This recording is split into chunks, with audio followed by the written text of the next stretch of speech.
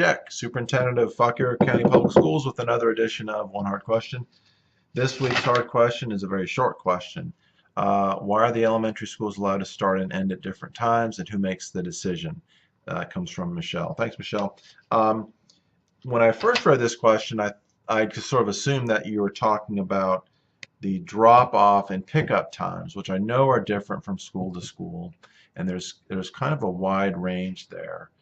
In terms of when kids are dropped off. For example, some kids might be dropped off before 8 o'clock. Some kids might be dropped off closer to the instructional start time, which is around 8:30.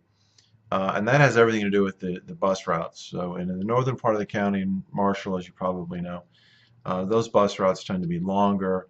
And because we run two routes, elementary and high and middle, it might take longer to get kids to the schools, get their day started, and then again in the afternoon it might take them longer to get back to the schools to pick up the kids because they've had a longer route taking middle and high school kids home.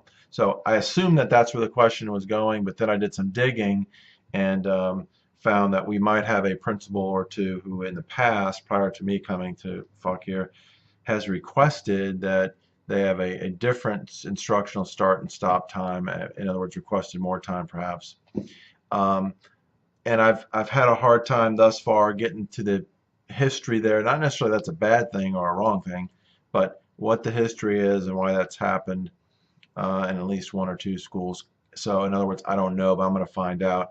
And next week in One Hard Question, I'll have the answer for you. I'll answer next week's question, and then I'll have a follow-up to this question. So I don't mean to put you off, but I'm just going to have to do a little bit more digging because it's been a little crazy around here this week. So anyway, I'll take care of that next week.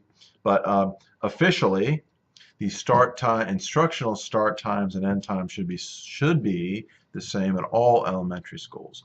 But as I learned this morning, that may not necessarily be the case in at least one or two schools. So let me do some digging and I'll get back, and keep the questions coming. And I look forward to talking to you again next week and following up on this question. All right, thanks very much. Have a great week.